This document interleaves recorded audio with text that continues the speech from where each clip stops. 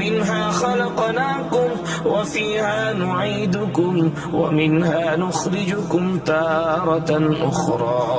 যেই মাটি থেকে আল্লাহ আপনাকে আমাকে বানাইলেন, ওই মাটির মধ্যে যখন আপনাকে আমাকে শোয়া দেবে, গোস্ত গুলো পোকায় খাবে, হাড্ডি গুলো পিপিলিকায় খাবে, গোস্ত আর হাড্ডি গুলো মাটির সঙ্গে একেবারে মিশিয়ে যাবে।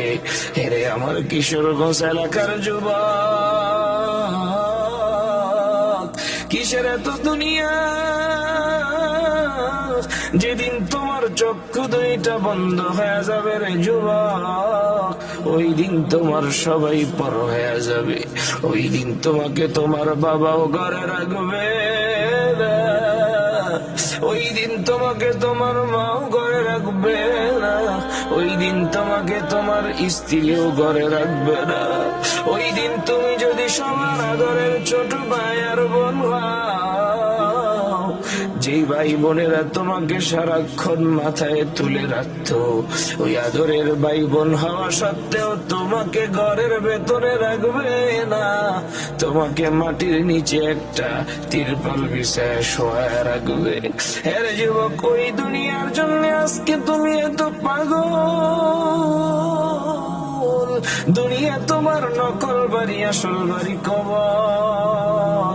ওই আসল বাড়ির কোন ব্যবস্থাপনা না করে তুমি নকল বাড়ি বানাও।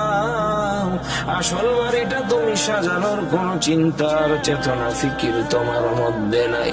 এর যুবক ভাই, তাই আজকে তোমার হাতে ধরে পায়ে ধরে বলে যাই, আসো আসো আখিরাতের দিকে আসো, এখনো সময় আছে, আল্লাহর পথে ফিরে আসো।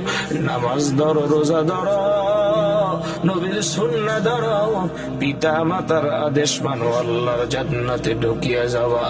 আর যদি আল্লাহর আদেশ অমান্য করিয়া চলো,